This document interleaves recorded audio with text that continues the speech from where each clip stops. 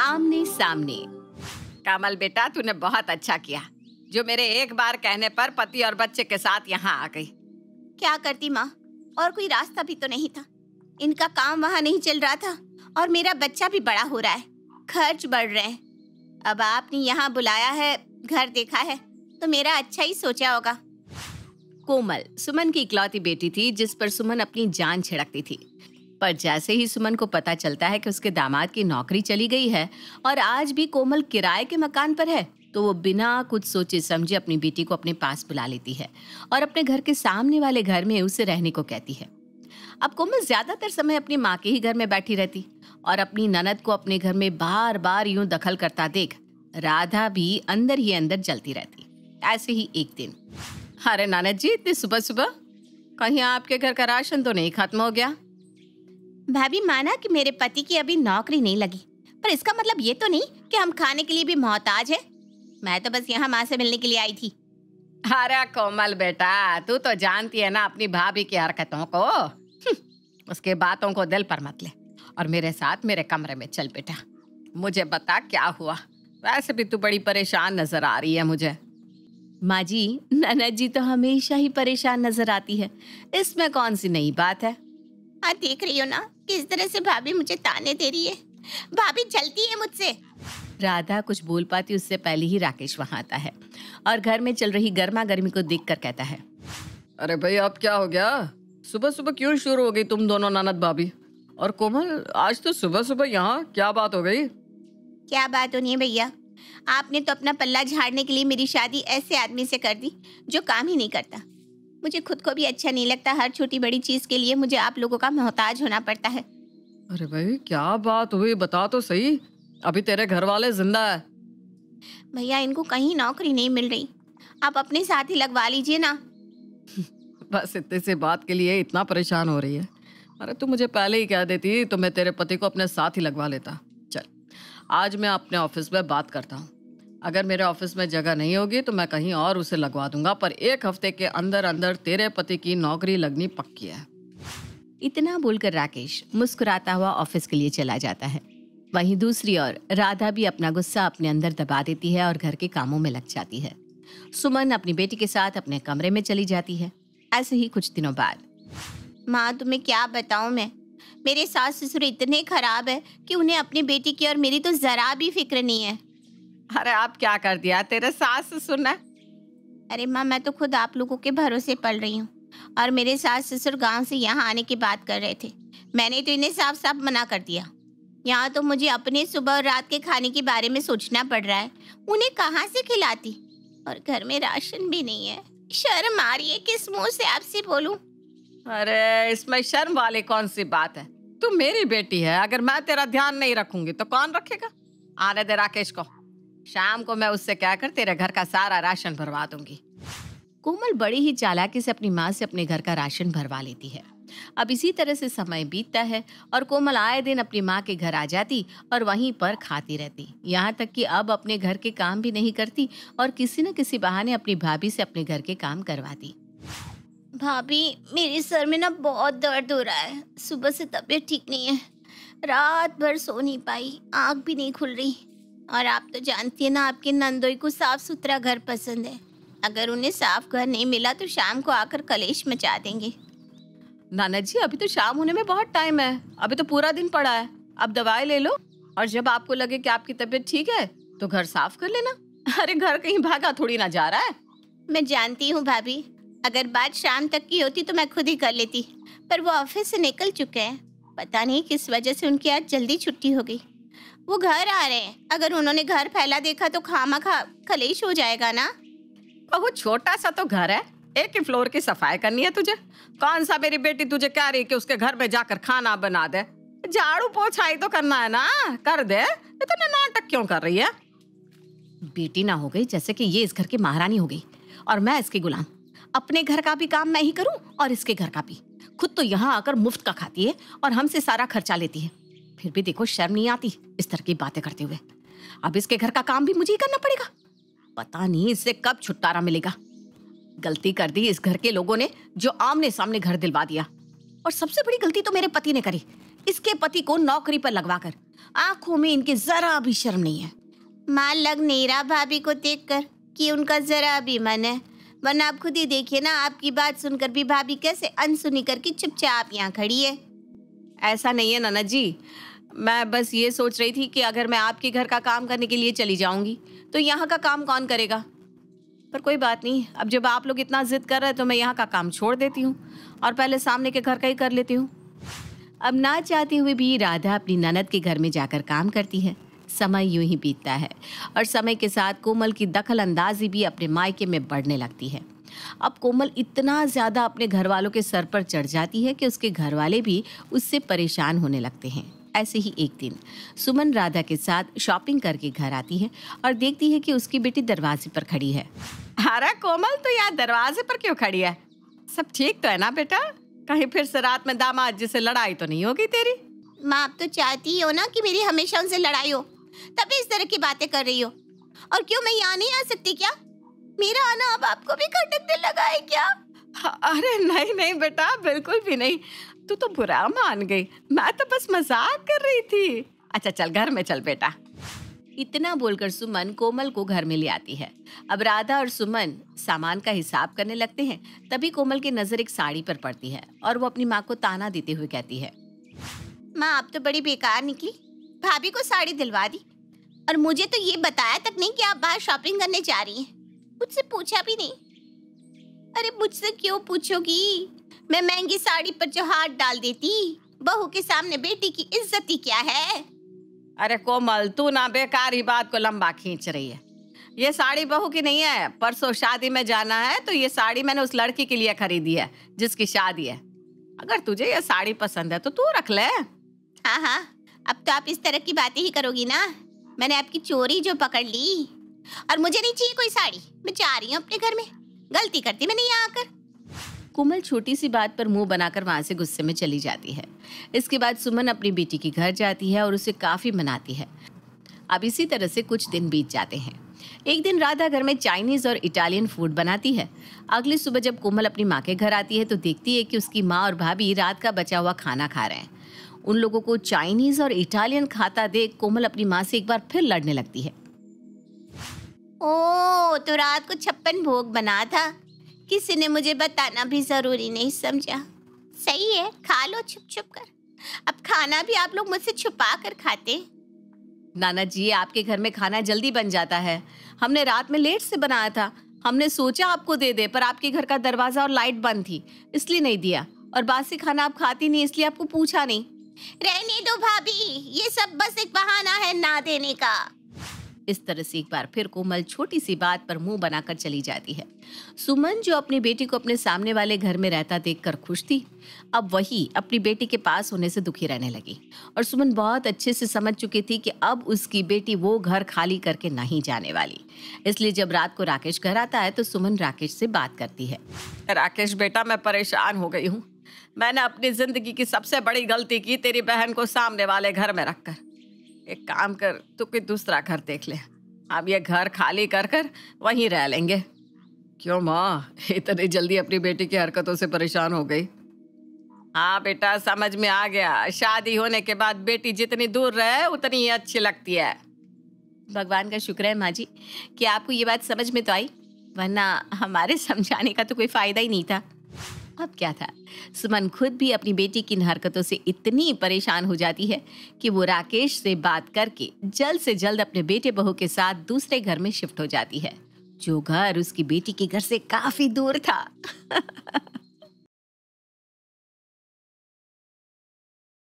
Rocky, ओ मेरे Rocky, किधर गया तू? अरे मेरा बच्चा किधर गया तू रॉकी? आओ, ये राम। ये है नायरा और उसका पालतू कुत्ता रॉकी, जिसे वो अपनी जान से भी ज्यादा प्यार करती है और जहां कहीं भी जाती है उसे अपने साथ ले जाती है। नायरा रॉकी को एक जानवर की तरह नहीं बल्कि एक इंसानी बच्चे की तरह पालती है। वक्त आ जाता है नायरा की शादी का, लेकिन वो ससुराल में रॉकी को अपने साथ ले जाती है। पहले 2-3 दिन तो कुछ नहीं होता, लेकिन धीरे धीरे रॉकी की वजह से कई सारी मुसीबतें आने लगती है। अरे बहू, डाइनिंग टेबल पर सब खाने का इंतजार कर रहे हैं। आज की तारीख में हमें खाना नसीब भी होगा या हमें भूखे मारने का इरादा है? हाँ नायरा, जल्दी लाओ ना खाना। पेट में चूहों की जंग छिड़ चुकी है, इतनी जोरों की भूख लगी है। लगता है बहू रसोई में ही खाना बनाते बनाते सो गई है, इसलिए हमारी बातों का जवाब भी नहीं दे रही। सास, ससुर और पति तीनों को बहुत तेज भूख लगी थी, लेकिन नायरा वो जब बाहर खाना लेकर आती है तो सब उसके हाथ में खाना देखकर हैरान रह जाते हैं। नायरा बहू, ये कुत्तों का खाना और दूध, तुम्हारा दिमाग खराब हो गया है क्या? अब तुम्हारे रॉकी के साथ साथ हम भी ये जानवरों वाला खाना खाएंगे क्या? अरे नहीं नहीं, ये खाना तो सिर्फ मेरे राजा बेटे रॉकी के लिए है। वो भी तो हमारे साथ बैठकर यहाँ खाना खाएगा ना। और खबरदार, जो आइंदा से उसे जानवर कहा तो वो जान है मेरी। क्या? बहू बोर आ गई है।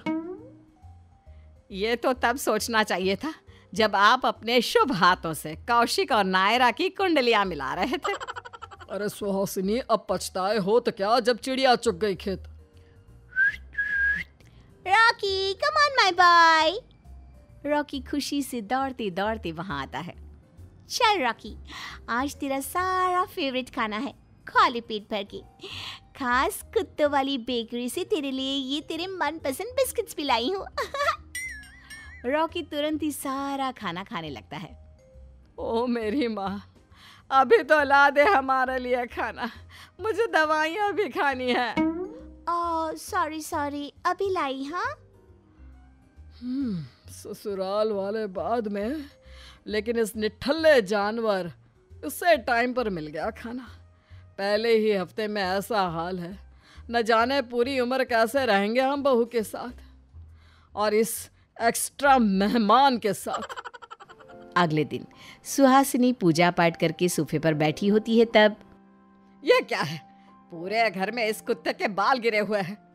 अभी अभी शंखनाद और अगरबत्ती से घर को महकाया और शुद्ध किया कि लो फैल गई गंदगी। कुत्ता ना कहो ना, रॉकी नाम है इसका, ठीक है? और रही बात बाल गिरने की, तो मैं उसे नहलाने ले जा रही हूँ और घर भी साफ कर दूंगी। आपको तो नहीं करना पड़ेगा ना झाड़ू पोछा, वो तो मैं ही करूंगी ना। तो क्यों दिल मिला रही हो आप खामखा? लोग अपने कोख के बच्चे से भी इतना प्यार नहीं करते जितना तो इस रॉकी से करती है। अरे जरा अपनी घर गृहस्थी, पति, सास, ससुर, इन पर भी ध्यान दे कभी। लेकिन नहीं जी, तुझे तो हर जगह सिर्फ रॉकी ही रॉकी दिखाई देता है।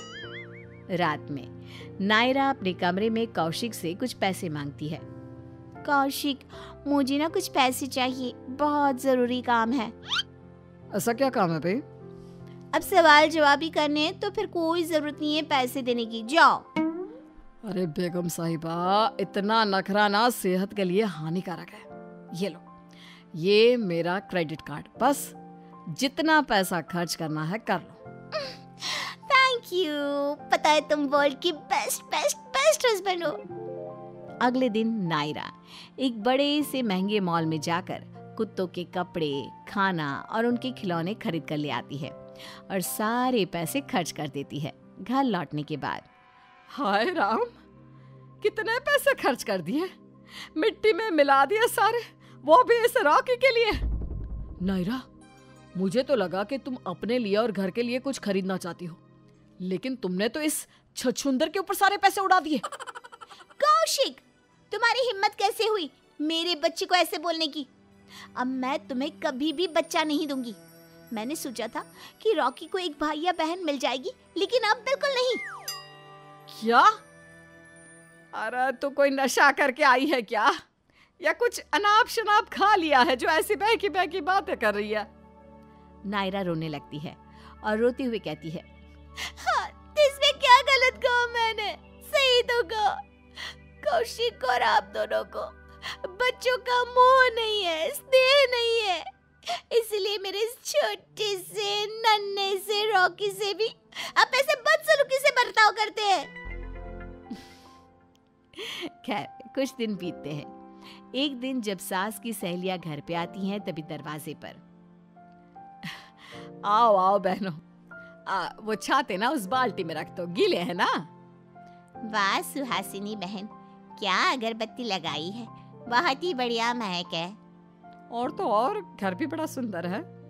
कि तभी अचानक से वहां पर रॉकी आ जाता है और वो सास की सहेलियों को देखकर जोर से भौंकने लगता है।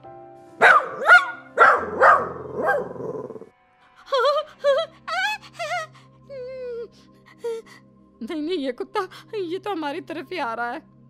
अरे खड़ी क्या है, भाग यहाँ से।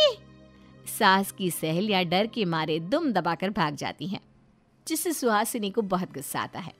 फिर शाम में जब नायरा घर से बाहर गई हुई होती है, तभी रॉकी सुहासिनी और प्रेमलाल के कमरे में जाकर उनके बेड पर खेलते वक्त सुसु कर देता है। बाद में इस बात का पता चलने पर सुहासिनी एकदम गुस्से से आग बबूला हो जाती है। नायरा! सुहासिनी के चिल्लाने की आवाज सुनकर नायरा, रॉकी, कौशिक और प्रेमलाल सभी घरवाले भागे दौड़े उसके पास आते हैं। क्या हुआ माँ? हाँ सुहासिनी, क्या बात है? टेल सासू माँ, फटाफट बोलो, इतना सस्पेंस मत बनाओ। मुझे रॉकी को पार्क भी तो घुमाने ले जाना है ना फिर। अरे आग लगे तेरे पार्क को, तेरे इस रॉकी ने मेरा बिस्तर गिला कर दिया। ये देख, ये क्या है? इसे छोड़ा किसी सड़क पे या आश्रम में, नाक में दम कर रखा है इसने। छी छी छी छी, अब मैं इस बिस्तर पर नहीं सोऊंगा। कौशिक बेटा, वो गेस्ट रूम की एसी ठीक करवा दे, मैं अब से वहीं पर सोऊंगा। लेकिन मेरे रॉकी ने ये जानबूझकर थोड़ी ना किया है। हाँ, तेरे रॉकी पर तो हीरे मोती जड़े हुए हैं ना, वो तो कुछ जानबूझकर कर ही नहीं सकता। अब तक 3 कांच के बर्तन टूटे हैं इसकी वजह से। कौशिक के पापा का चश्मा तोड़ा, रसोई में, हॉल में, आंगन में, छत पे कोई कोना नहीं छोड़ा गंदगी फैलाने का। और भी बड़ी लंबी लिस्ट है इसकी गलतियों की, गिनवाऊं क्या? मुझे तो ना आप लोगों से बात ही नहीं करनी। हमेशा मेरे बेटे को डांटते रहते हो, जैसे कि कोई नन्हा बच्चा घर पे गंदगी फैलाता ही नहीं। मेरे रॉकी ने क्या कर दिया, राय का पहाड़ बना लिया आपने तो। दिन बीतते गए और रॉकी की वजह से घर में आए दिन परेशानियां बढ़ती जाती हैं। एक दिन जब घर पर सुहासिनी अकेली होती है, तभी चलो जरा मंदिर में दिया लगा दूं और शाम के भोग की तैयारी कर लूं। सुहासिनी जैसे ही कुछ करने जाती है, उसे अचानक से सब धुंधला धुंधला दिखाई देने लगता है और वो चक्कर खाकर गिर जाती है। तभी वहां पे रॉकी आता है और वो सुहासिनी को बेहोश पड़ा देखकर तुरंत गली के बाहर वाले क्लिनिक पर भागा भागा जाता है और डॉक्टर के सामने जाकर जोर जोर से भौंकने लगता है। अरे ये कुत्ता इतना भौंक क्यों रहा है? और इसे मेरे कैबिन के अंदर किसने आने दिया? ये तो मेरी मॉम की फ्रेंड सुहासिनी आंटी की बहू का कुत्ता है। काफी समझदार, शांत और प्यार भरे स्वभाव का है। अगर ये ऐसा कर रहा है तो मतलब इसके पीछे कोई ना कोई बात जरूर होगी। मैं इसे वापस छोड़कर आती हूँ। अब नर्स रॉकी को छोड़ने उसके घर आती है तो वहाँ सुहासिनी को बेहोश देख तुरंत डॉक्टर को फोन करके वहाँ बुला लेती है, जिसके बाद वो उसे वहाँ से हॉस्पिटल ले जाते हैं और उसके घर वालों को भी इन्फॉर्म कर देते हैं। क्या हुआ डॉक्टर, प्लीज बताइए, मेरी माँ ठीक तो है ना? जी, सुहासिनी जी की तबीयत बिल्कुल ठीक है। उन्हें माइनर अटैक आया था और अगर वक्त पर उन्हें हॉस्पिटल नहीं लाया जाता तो मामला और भी गंभीर हो जाता, और इसका श्रेय जाता है इस क्यूट से कुत्ते को। इसी ने हमारे पास आकर हमें इन्फॉर्म किया और टाइम पर सुहासिनी जी की जान बच गई। क्या?